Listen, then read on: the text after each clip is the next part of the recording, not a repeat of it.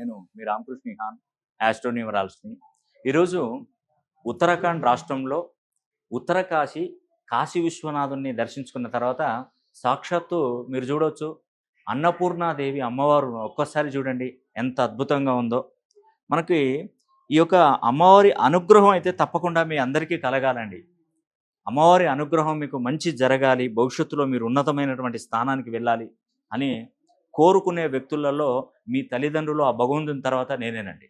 ముఖ్యంగా నేను మీకు తెలియజేసే విషయం ఏంటంటే, మిథున రాశిలో జన్మించినటువంటి వారికి అదృష్టం వెన్నంటే ఉండబోతుంది. ఎందుకంటే 2025 మే 15వ తారీఖున ఎంత అద్భుతం జరిగిందంటే, వృషభ రాశిలో ఉన్నటువంటి గురుడు మిథున రాశిలోకి వచ్చాడు. మిథున రాశిలోకి వచ్చిన కొద్ది రోజులకే వీళ్ళలో మంచి మార్పు అనేది కూడా కలగబోతుంది. ఇక్కడ నుండి మిథున రాశి వారికి సుమారుగా 6 సంవత్సరాల కాలం పాటు అదృష్ట రాజయోగమే, దానిలో ఎటువంటి సందేహం లేదు. నేను చెప్పేది అదండి.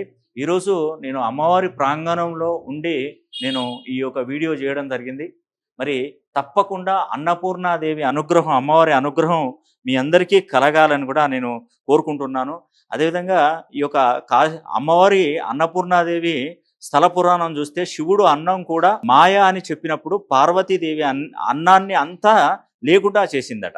ఆ సమయంలో ప్రపంచం ఆకలితో బాధపడింది. చివరికి శివుడు